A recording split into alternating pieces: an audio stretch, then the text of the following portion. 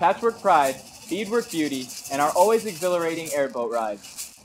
Join the fun at the American Indie Day Festival held at our Miccosukee Resort and Gaming.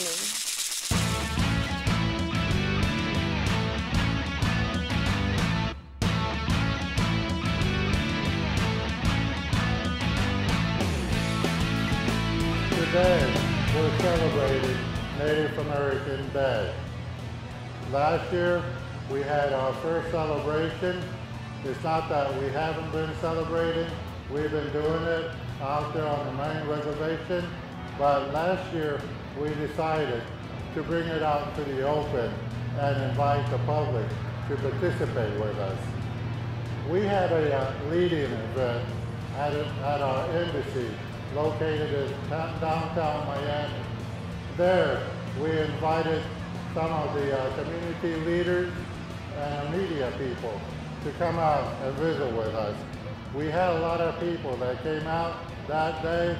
They enjoyed themselves. I spoke to them. I informed them that we needed their help. We needed their help in two fronts. One was to let them know of this event that we're having today. Today, we are opening our culture, our tradition to the public to come in and experience with us.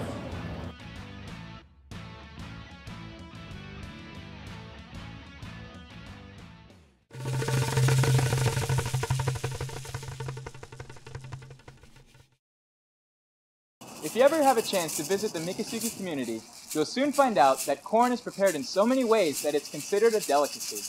Here's how the Miccosukee begins to prepare the corn in the traditional way.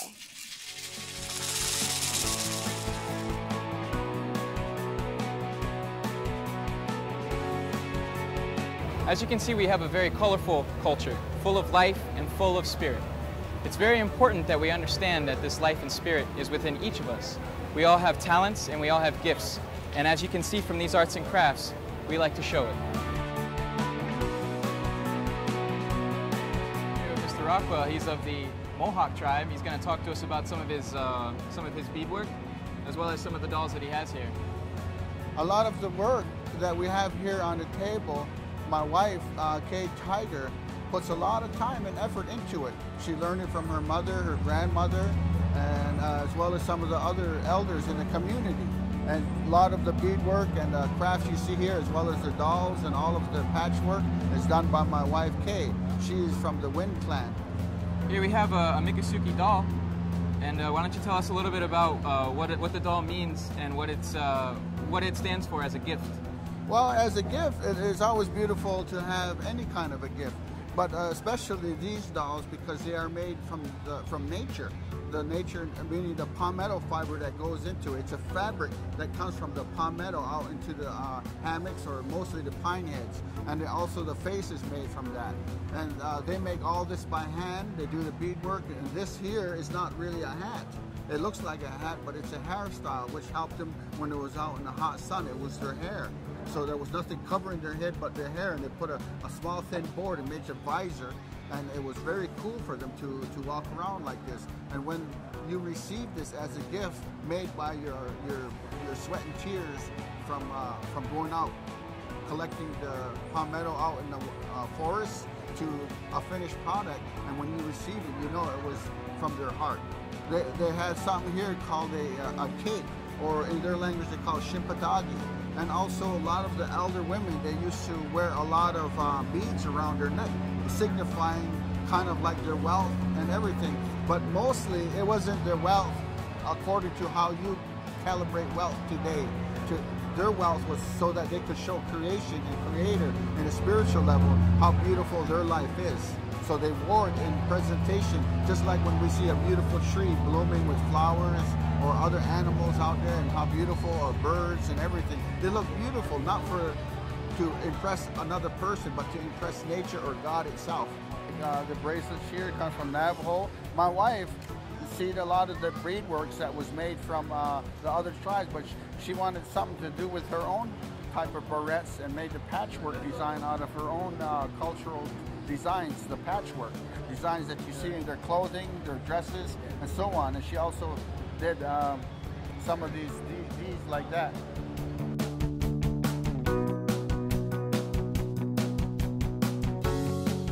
Folks, I'm here with Alligator Wrestler Extraordinaire and my cousin, Clinton Holt. So what's going on, Clinton? What you got going on over here? None. Me and my brother got called out to do alligator wrestling demonstrations here. We got about a 8.5-foot alligator, weighs about 200 pounds. Yeah? We call him Hopper because he's always jumping in the air and trying to come at you. Oh yeah? Yeah. I saw you doing a trick called the Bulldog. What's that all about? The Bulldog wasn't actually a trick. It was a technique used to capture alligators. If you were a one man out there catching your alligator, you had to bring it home to feed your family. You had to learn how to tie them jaws shut.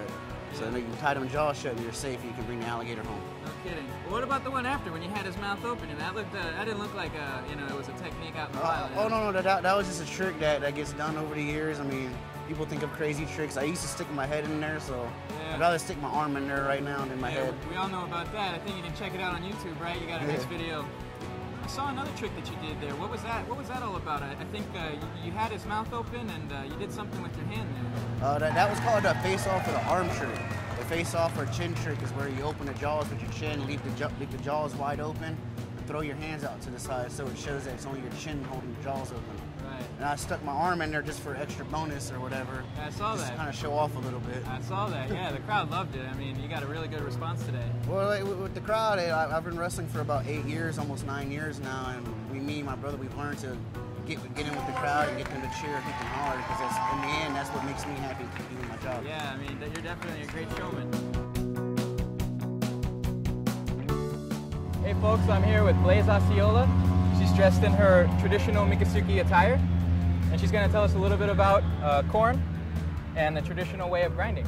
The traditional way is just roasting corn and open fire like this with a mixture of sand, which would evenly distribute the heat in the corn to get it this nice color and this nice texture. And what you would do is the corn, you would take handfuls and put it into like this old traditional corn pounder, which is you would use the stump of an old tree and then carve from the branches this type of weight. And what you basically do is just lift it and just use up the weight of the top and then just pound it down. So I noticed you're doing it kind of soft. Is there a reason why you're doing it that soft? Yeah, because if you put in like the whole weight and it goes down, all the corn would just come out and it would just spread all over the place. So it takes a little bit of practice and finesse to really get it right. Exactly. Awesome. And what you basically do is you get a shifter and you just shift out the big pieces in which you would grind corn again until it was more like a small edible and non-choking piece that you could eat. And these are actually my grandmother's. These are actually made out of old palmetto leaves, which are crafted themselves. And then as you can see, they're kind of tearing away from age. And these are actually really good in condition because as many others you would see in museums that you would only see like a small little patch in the middle. And from my grandmother, she actually got it from her mother, so it's actually passed down from our great-grandmother. And these are a family heirloom, and they're very precious to us. They mean more sentimental value than anybody could ever know. So they're priceless is what you're saying? Oh, beyond belief. Oh.